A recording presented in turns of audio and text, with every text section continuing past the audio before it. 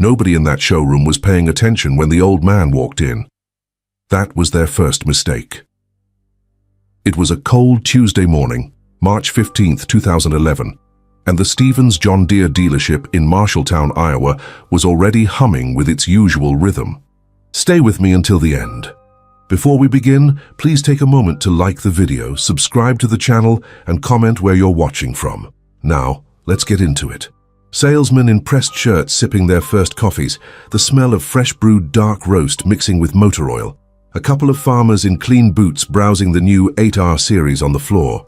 Everything was perfectly ordinary. And then the door opened. He was maybe 77, maybe older. Hard to tell with men like him.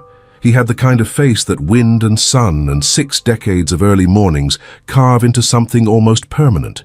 Deep lines, calm eyes, the permanent squint of a man who had spent his whole life reading skies. His jacket was faded Carhartt, brown at the collar where the grease had been rubbed in so many times it became part of the fabric. His boots, work boots, not the stylish farm store kind, were caked at the soles with dry mud. His jeans had a patch on the left knee. An actual patch, the kind you sew on yourself. He didn't look around nervously. He didn't hover near the door. He walked straight to the front desk with the steady, unhurried step of a man who had never once in his life been in a hurry because he was afraid. He walked like a man who owned the ground he stepped on. Nobody rushed to greet him. Rick Stevens saw him from behind the glass wall of his office. Rick was 58 years old. He'd built this dealership from a struggling 2-man operation into the largest John Deere outlet in Marshall County. He'd sold millions in equipment annually. He knew farmers, knew their trucks, knew their boots, knew the difference between a man shopping and a man browsing. And everything about this old man told Rick's experienced eye, browser, maybe parts. Maybe a belt or a filter. Rick let his salesman handle it. 20 seconds later, his salesman, young kid, 6 months on the floor, appeared at Rick's door looking slightly confused. "He's asking for you specifically, Mr. Stevens. Says he wants to talk to the owner." Rick set down his coffee. Fine. He'd learned long ago to never dismiss a direct request. He walked out, extended a hand. "Walter Price," the old man said. His handshake was the kind that tells you everything. Firm, dry, no performance in it. The grip of a man who had shaken 10,000 hands and never once tried to impress anyone with it. Rick Stevens. "What can I do for you today, Walter?" Walter looked at him for a moment. Not a long moment, just a beat. The way people pause when they are about to say something they know will be received badly. "I want to buy 12 John Deeres today." Rick heard the words. He processed them. And then he laughed. Not a polite chuckle. Not the professional catch-yourself kind. It was a full, condescending laugh. The kind that says, "I cannot believe. I am wasting my time with this man." It burst out before he could stop it. He recovered fast, tried to fold it into something that looked like surprise, but Walter had heard it. Walter had seen it. There was no taking it back. 12 tractors, Rick said, recomposing himself. "You want to buy 12 tractors? Today?" "Yes, Walter." Rick gentled his voice. The way you do when you are explaining something obvious to someone who has missed the obvious. "Do you understand what 12 tractors cost? Even in used inventory, you are talking about, let's say, 40,000 average per unit. That's close to $500,000. Are you saying you want to spend $500,000 today?" "Closer to 560, Walter said calmly. "I need specific models." Rick's smile dimmed. Because that answer, that immediate, precise correction, was not the answer a delusional man gives. A delusional man would have nodded along. Walter hadn't nodded. Walter had corrected his math. Walter reached into his Carhartt jacket and pulled out a piece of paper, folded 3 times the way men fold things when they have been carrying them in a pocket for days. He unfolded it and placed it on the counter between them. Rick looked down. The list was handwritten in a careful, steady hand. 3 John Deere 4440s, 1978 to 1982 models. 2 4640s, 1979 to 1983 models.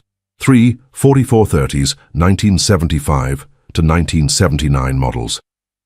Two 4230s, 1973 to 1977 models, two 40-120s, 1968 to 1972 models.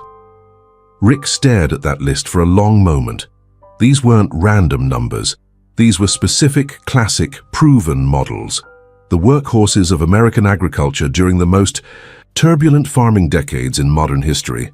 This was the list of a man who knew exactly what he was doing. "This is very specific," Rick said carefully. "I know what I need. You want all 12 today.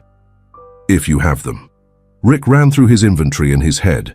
Two 4440s, a 80 and a 81, a 1977 4430, a 1982 4640.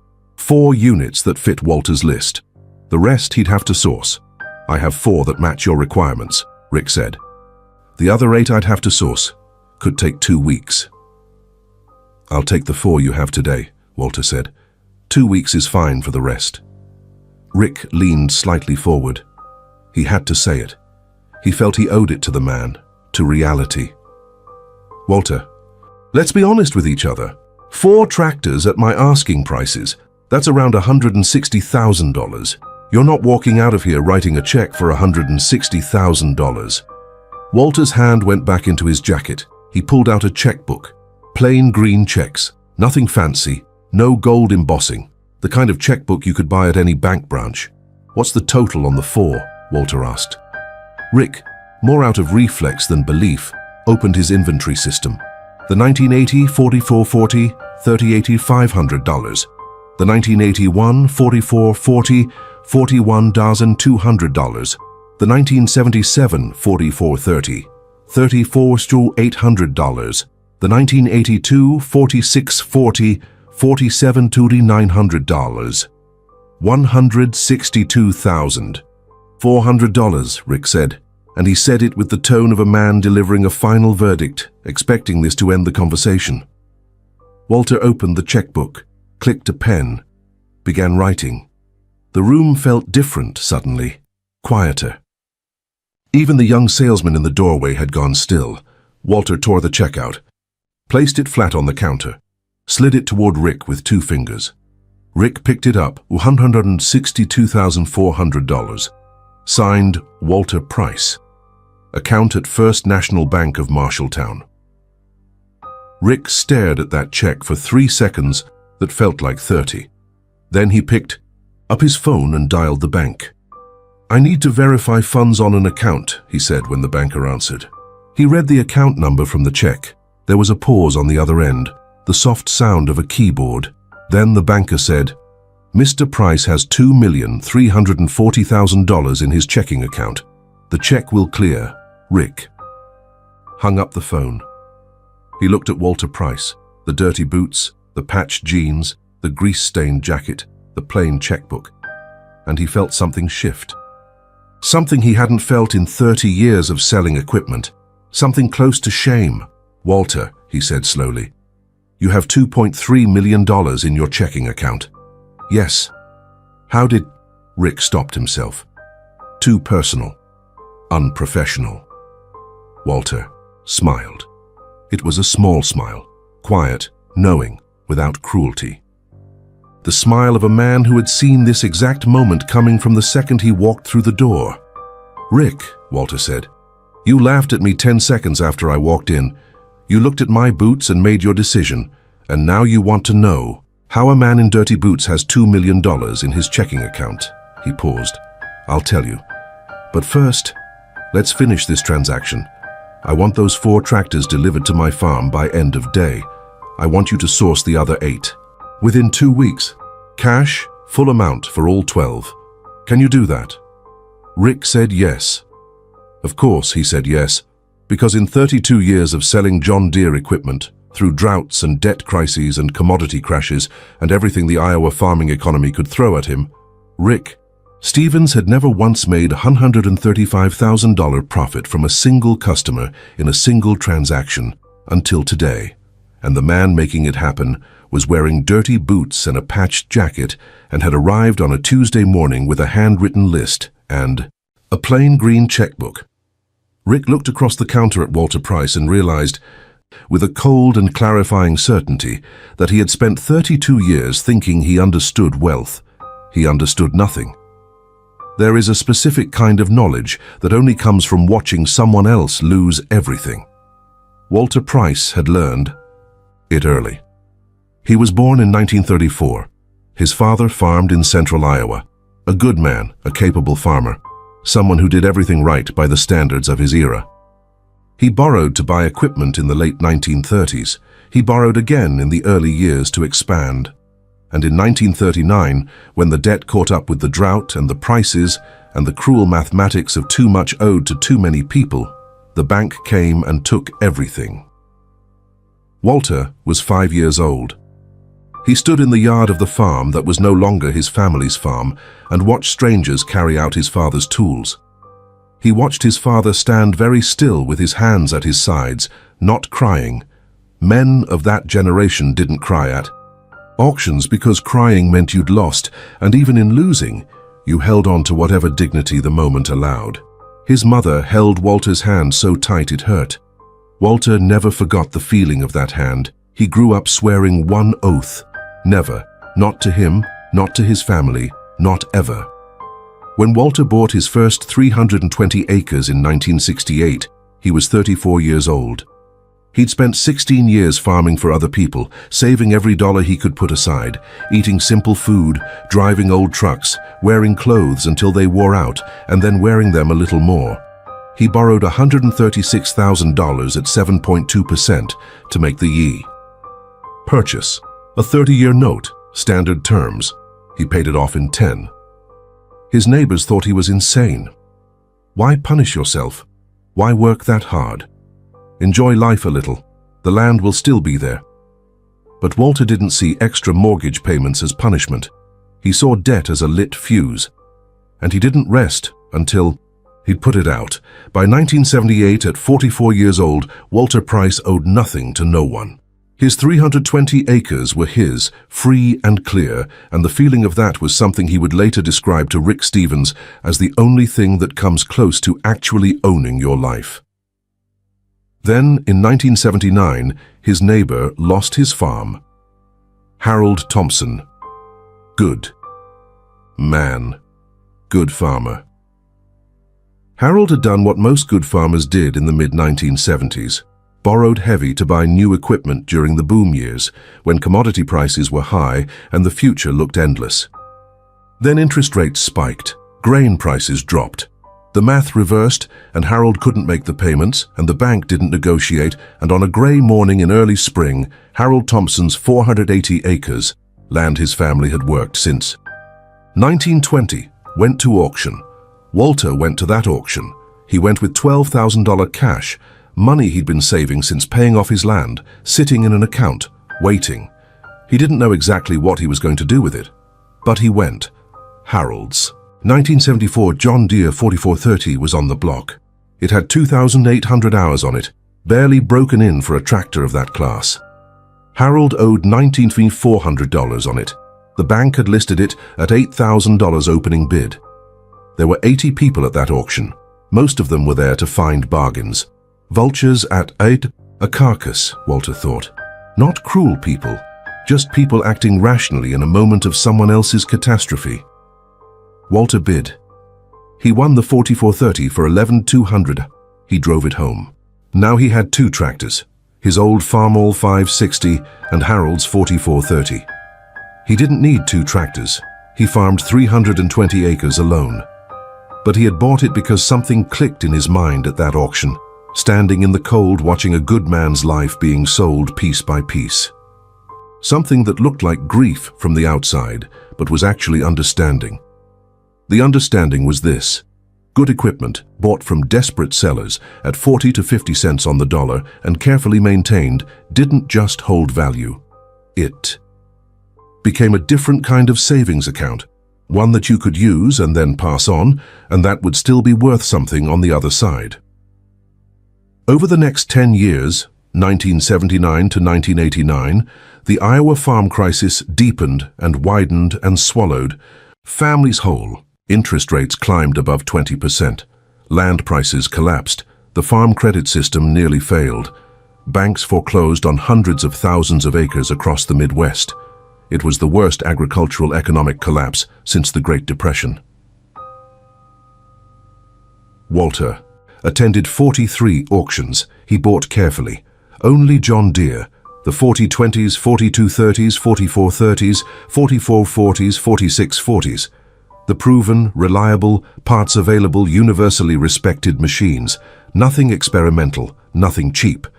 He bought only what he could inspect, only what he knew had been maintained, only what had good bones under the surface rust. His purchases over that decade, paid entirely in cash from his savings account that kept growing because Walter's expenses never grew, averaged $83.91 per tractor, 23 tractors total. Total invested, $193,000.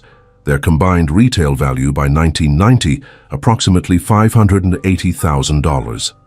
Walter had turned discipline into an asset base. While his neighbors were going bankrupt buying new iron on credit, Walter was quietly accumulating old iron, with cash sitting on it in dry sheds, maintaining it through Iowa winters, waiting.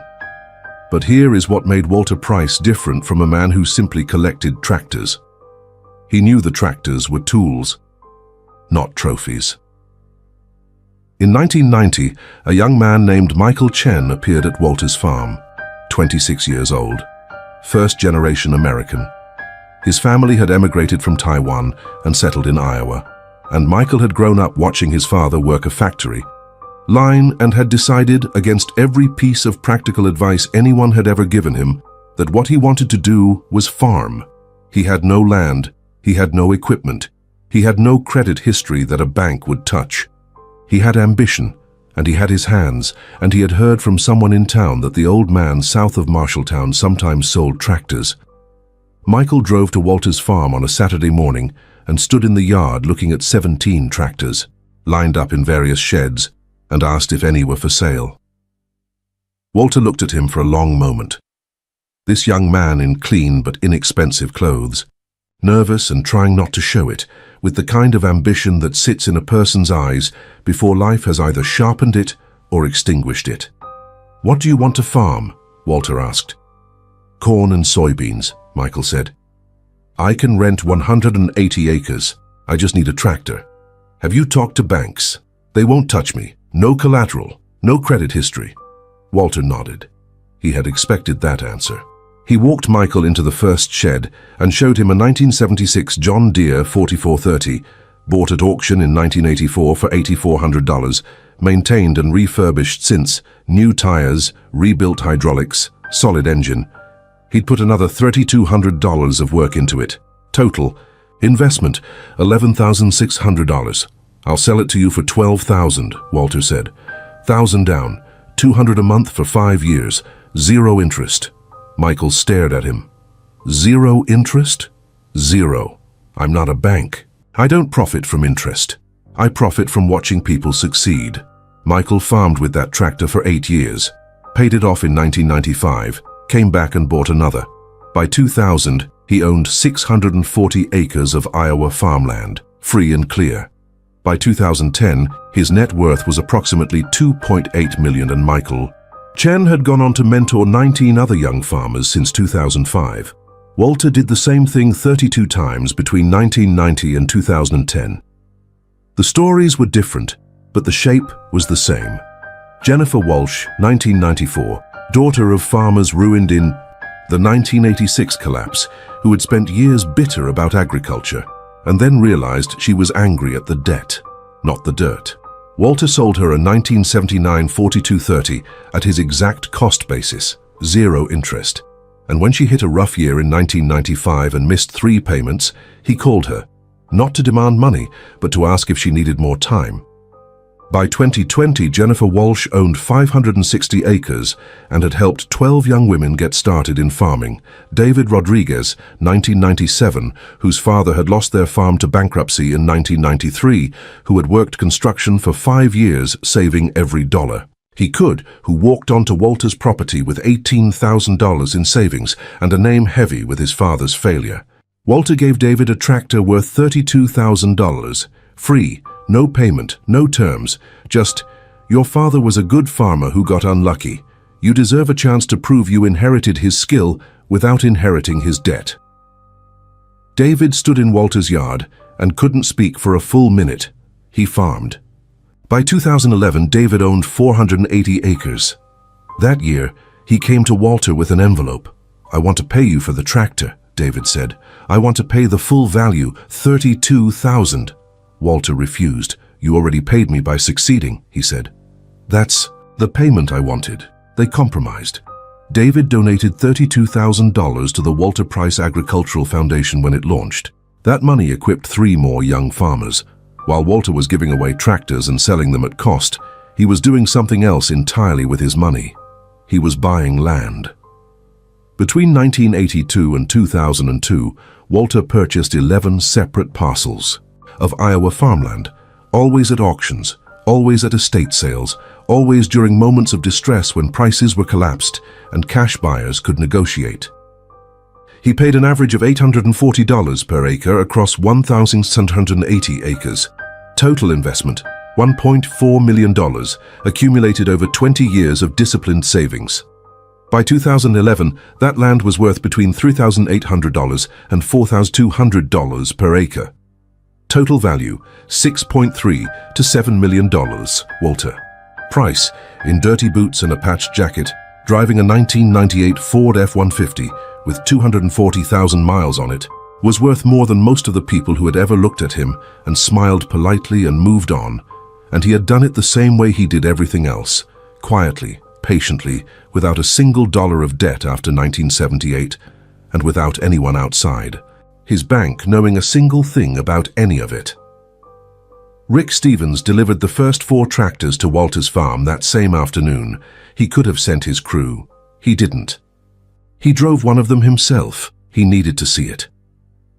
Walter's farm was about 8 miles south of Marshalltown, down a county road that turned from blacktop to gravel, past fields that were bare in the March cold.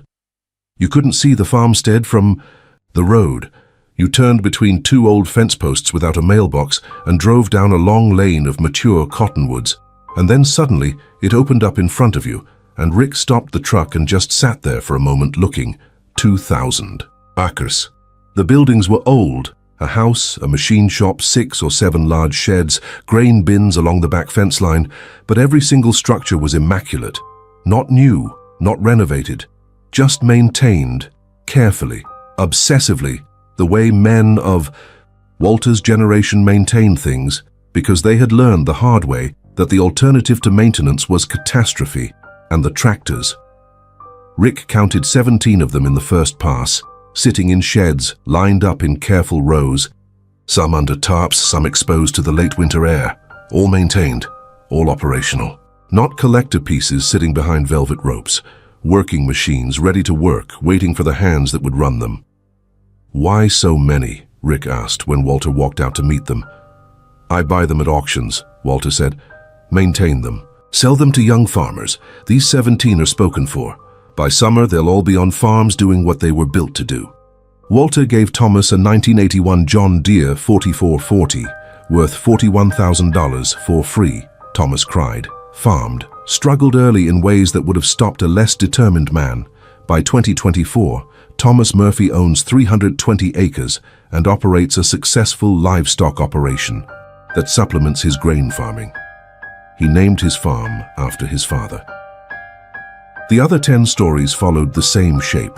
Young men and women who had done everything right, who wanted something that required only a chance to attempt it, who had run into the wall of institutional financing and found it immovable. Walter moved the wall. The last delivery in the series was Michael Chen's. Michael, the first farmer Walter had helped back in 1990, received a 1982 John Deere 4640, not as payment for anything outstanding, but as what Walter called completion, the circle closing. "Michael," Walter said, "you don't owe me anything. You never did. You already paid me by succeeding. Now I want you to help these 12 the way I helped you. Mentor them. Answer their calls. When they hit hard years, and they will, remind them that the hard years are the ones that teach you what you're made of." Michael accepted the tractor. Then he accepted the assignment. He has mentored all 12. Still does. The Walter Price Agricultural Foundation launched officially in August 2011. Walter had endowed it with $4 million from the proceeds of his land sale, $8 million at $4,000 per acre, minus taxes and expenses netting $6.2 million, with $4 million going to the foundation and $2.2 million going to Walter's modest personal needs for whatever years remained to him. He set it up with professional trustees, conservative investment strategy, a clear mission, provide zero interest, equipment loans to young farmers who cannot obtain conventional financing, buy equipment at auctions, sell at cost to qualified borrowers, require only three things: serious intent, good character, willingness to pay it forward. By 2024, 13 years after launch, the foundation has helped 47 farmers begin operations. The endowment has grown from $4 million to $6.2 million through conservative management and additional donations, including $32,000 from David Rodriguez and several larger gifts from farmers whose operations grew beyond all early expectation. TT. Foundation will continue forever. Walter died in January 2019. He was 85 years old. His death was quiet, the way his life had been quiet, in the house he'd lived in since 1968, with the farmstead he'd maintained for 50 years visible through his bedroom window. His funeral was attended by over 300 people. 84 of them were farmers he had personally helped. They came from 5 states: Iowa, Illinois, Minnesota, Wisconsin, Nebraska. Each one had a story. Each story had the same center: a moment when the wall looked immovable and Walter Price appeared with a plain green checkbook and an offer. That changed everything. Sarah Mitchell spoke at the funeral. She said, "Walter gave me a tractor worth $40,000, but that was the smallest thing he gave me. He gave me permission to believe that I could do this, that a teacher with $22,000 in savings and a dream that didn't make financial sense to any bank in Iowa could become a farmer. He gave me belief, and belief became 380 acres I now own, free and clear. Walter didn't give me a tractor. He gave me a future. He gave me back the thing my grandfather's farm sold away. He gave me roots. There was not a dry eye in the room." Rick Stevens was there. He had been volunteering with the Walter Price Foundation since 2019, helping identify young farmers in need of equipment, reviewing applications, occasionally driving tractors to deliveries himself. He has helped secure 42 tractors for foundation borrowers since Walter died. He does it on his own time without pay because he says it's the most useful thing he does with his weeks. "I spent 32 years thinking I understood this. Business," Rick said in 2023. "I understood equipment, I understood margins, I understood financing, but I didn't understand the first thing about wealth. 10 minutes with Walter, 15 maybe, taught me what 32 years hadn't. Real wealth isn't about accumulation. It's about what you do with what you've accumulated." Walter accumulated in silence for decades, and then he deployed it, not for status, not for recognition, not for anything with his name on it beyond a foundation he never expected to outlive him by much. He paused. "He impacted more lives in dirty boots with used tractors than I did selling millions in new equipment. I've thought about that almost every day since he died." Rick tells the story of that Tuesday morning in March 2011 to every young salesperson who comes through his dealership. He tells them, never judge by appearance. The richest person you meet might look the poorest. Listen before you laugh. The person who walks in wearing dirty boots and carrying a folded piece of paper might be about to teach you the most important lesson of your professional life, if you have the sense to hear it. The 47 farmers the foundation has helped collectively farm over 14,000 acres as of 2024. Their combined estimated net worth exceeds $65 million. All of that, every dollar of it, traces back to an old man who learned from his father's ruin in 1939 that debt is a fuse, and spent the next 8 decades making sure he never lit one, and then spent the second half of his life making sure that other people, the right people, the hard-working ones, the ones who just needed a chance, didn't have to. The farmer walked into the dealership wanting 12 John Deeres. The dealer laughed, and then the check cleared, and the laugh died, and the education began. And the real shock, the one that stays with you long after the check has cleared and the tractors have been delivered and the transaction has closed, was never about the money. It was about what money actually is, in the hands of someone who never confused having it with needing anyone to know. Walter Price had $6 million and wore patched jeans and lived in a 1968 farmhouse and drove a truck with 250,000 miles on it. He changed 47 lives. He built a foundation that will change hundreds more. He left no mansion, no yacht, no fleet of vehicles, no social media presence, no Forbes list appearance. He left 300 people standing in a funeral home in Marshalltown, Iowa, weeping for a man in dirty boots who believed, with every dollar he ever earned and every tractor he ever bought, and every young farmer he ever called on a hard Tuesday morning to say, "Take your time. I'm not calling to pressure you," that the only thing wealth is actually for is the people who need what you can give them. Because when you're truly rich, not in the way that people talk about on the internet, not in the way that fills billboards and drives clicks and sells the dream of more, but truly, quietly, solidly, irrevocably rich,